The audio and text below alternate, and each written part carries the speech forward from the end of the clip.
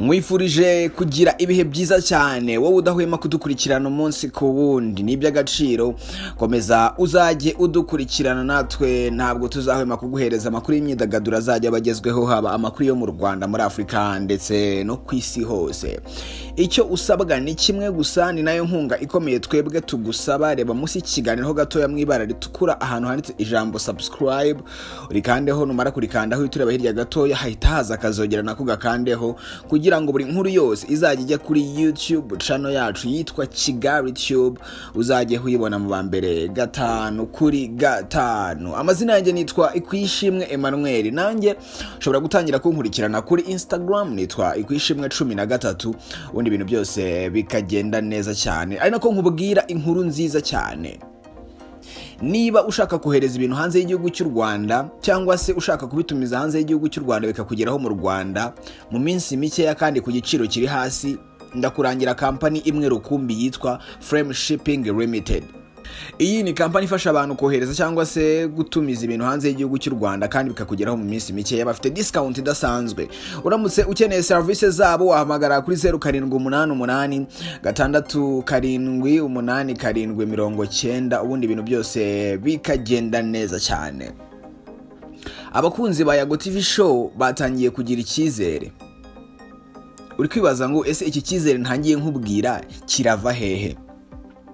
Iki cyizere kirava ku bintu bisa neza nk'ibya Yago TV show byakemutse.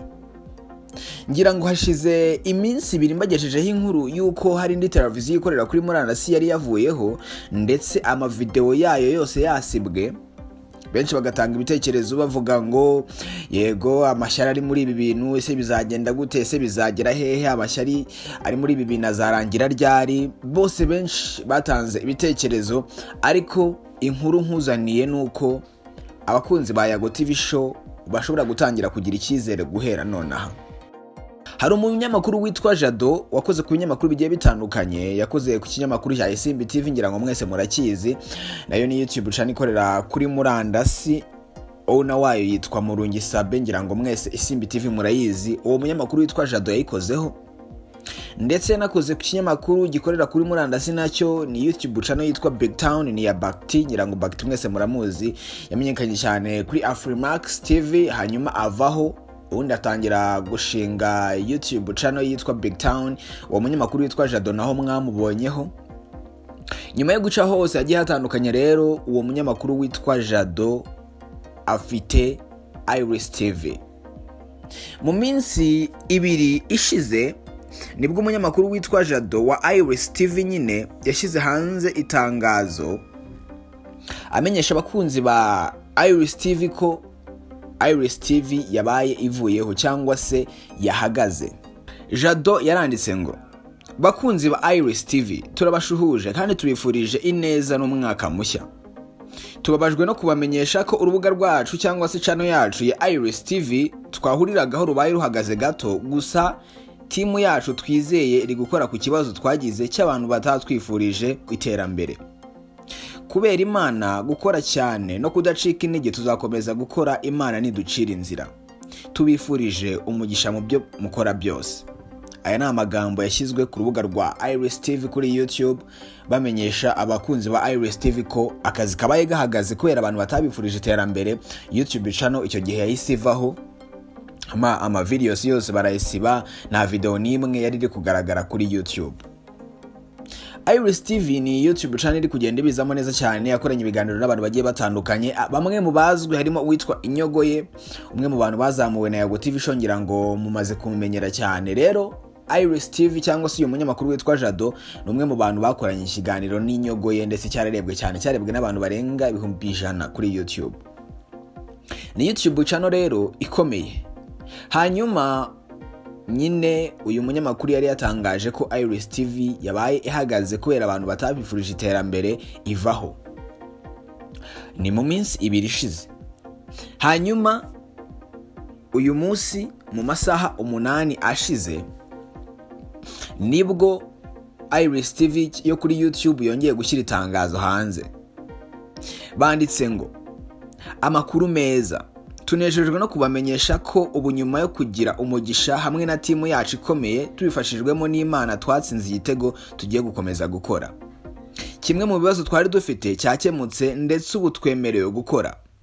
Ndashimira buri wese wabigizemo uruhare, turashimira abadusengeye. Kandi mukomeze kudusengera, ibitagenda muduhe ibitekerezo, murakoze murakarama. Iyo ni Iris TV yongeye kwandika imenyesha abakunzi bayo ko ubu ngubu yagarutse ku murongo, yatangiye gukora. Yari imaze iminsi 2 itariho, ariko uyu munsi mu masaha 8 nashize nibwo bashyize hanze ubu butumwa babuhereza abakunzi ba Iris TV ko bagarutse ku murongo ndetse batangiye gukora. Ibi ngibi rero nari nabibasobanuriyeho ko umuntu abaye guteye strike 3 hanyuma YouTube channel yawe ikajya hasi. Iyo wireguye rero cyangwa se utanze ubusobanuro ku byo uregwa, YouTube ishobora gukura hiyo strike cyangwa se iyo report, ugakomeza gukora, ubundi ibintu byose bikagenda neza. Umuntu ukurega akurega ko wangije amategeko n'amabwiriza ya YouTube. Ni ibintu bigera nko kuri 5 cyangwa se birengaho gatoya. Ni hate speech cyangwa se imvugo ziri mu rwango, ni harassment, isebanya, na violence cyangwa se ihohotera, hakaza n'icyitwa pornography cyangwa se amashusho y'urukozasoni. Ibi byo bintu byose ntabwo YouTube ibyemera. Iyo uploadinze video irimo ibyo bintu ntabwo YouTube ibyemera. Hakaza n'ikindi cyitwa copyright, gukoresha amavideo y'abandi. Rero utanga report avuga ko wishe amategeko n'amabwiriza ya YouTube igahita ishyira hasi channel yawe. Ariko urabona ko Iris TV yongeye kugaruka.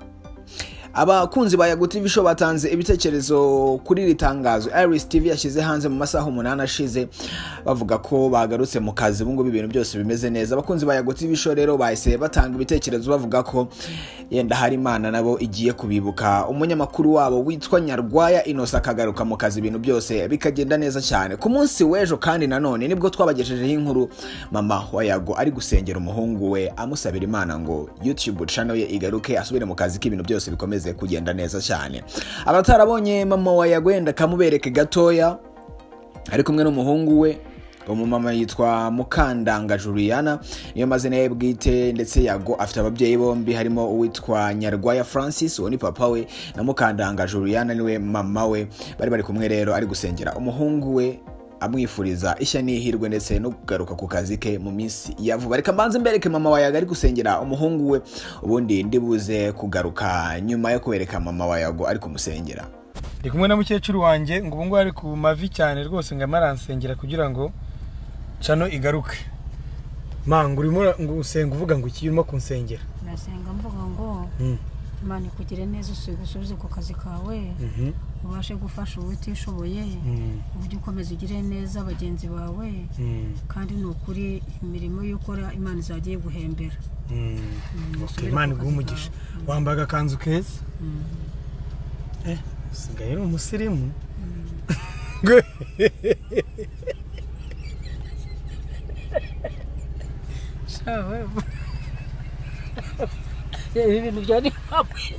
Ngira ngo mama wa Yago mumaze kumubona asengeraga umuhungu w'ibintu byose bimeze neza, ariko natwe dukomeza gusengera Yago kugira ngo akazi ke kagaruke nkuko byagenze kuri Iris TV. Reka icyizere abafana ba Yago TV Show bagize nyuma yo kubona Iris TV yagarutse online, kandi mu by'ukuri bari bahuje ikibazo na Yago kubera ko Yago nawe ama video yose yarasibwe na Iris TV, ama video yose yari yasibwe, nta nimwe iri kugaragara kuri YouTube.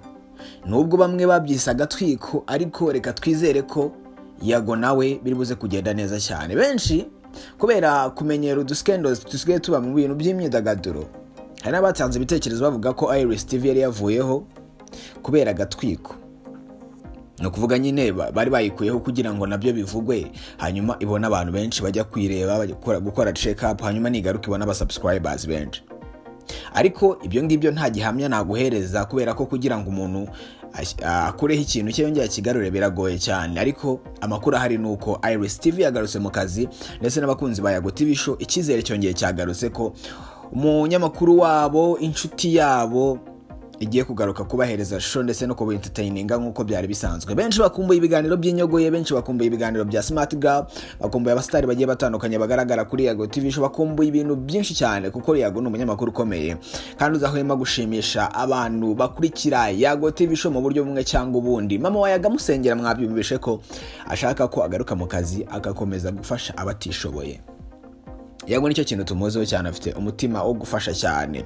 Ari nako ngushimira cyane wowe wankurikiranye kuva nangiye kugeza ngeze aha ngaha n'iby'agaciro. Komeza uzajye unkurikirana, nanjye ntabwo nzahwema kuguhereza amakuru azajya abagezweho cyane. Amazina yanjye nitwa Ikwishimwe Emmanuel. Ndakubwira n'ubundi company imwe rukumbi izagufasha kohereza ibintu hanze y'igihugu cy'u Rwanda cyangwa se kubitumiza hanze y'igihugu cy'u Rwanda mu minsi mike ya kandi ku giciro kiri hasi ugereranyije n'abandi. Bafite discount idasanzwe, yitwa Frame Shipping Limited. Uramutse ukeneye service zabo wahamagara kuri 0788868790 ubundi ibintu byose bikagenda neza cyane. Komeza kugira ibihe byiza, Imana ikomeze kubana nawe mu byo ukora byose. Ciao, umunsi mwiza.